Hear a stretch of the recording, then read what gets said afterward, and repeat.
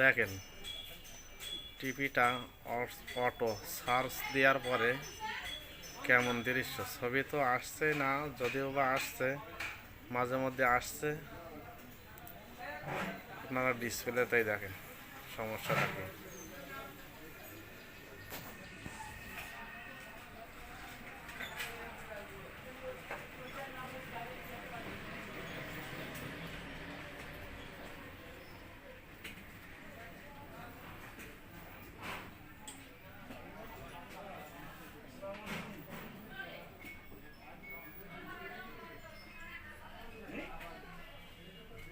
দেখেন সাইড থেকে ছোট হয়ে যাচ্ছে পাওয়ার।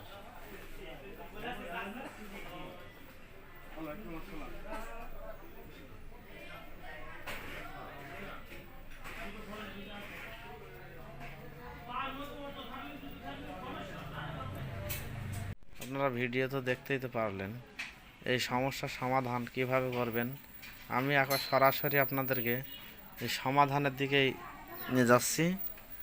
কি করলে এই রোগটার সমাধান আসবে তার জন্য পরিপূর্ণ ভিডিওটা দেখবেন। ভালো লাগলে উপকারিত হলে শেয়ার ও লাইক দিবেন। শুরু করলাম। দেখেন এই যে এই ট্রানজিস্টারের কিনে যে দুটো পিএফ আছে, দুটো পিএফের সমস্যা হলে এই সমস্যা হয়, অথবা দেখেন এই যে একটা ভোল্টেজ আসছে ক্যাপাসিটারের মাধ্যমে, এই ক্যাপাসিটার দিয়ে আপনার জুত করে দেখাই দিই আমি।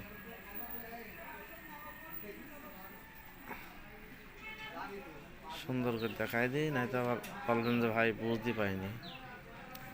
দেখেন এই যে ভোল্টেজটা আসছে এই ক্যাপাসিটারের মাধ্যমে এসে এই ঢুকেছে ডাইরেক্টলি ক্যাপাসিটার। এটা হচ্ছে 4750 ভোল্ট ক্যাপাসিটার। এই যে ভোল্টেজটা ঢুকেছে দেখেন, এই ক্যাপাসিটারটার কারণেও হয়, রেজিস্টারটার কারণেও হয়।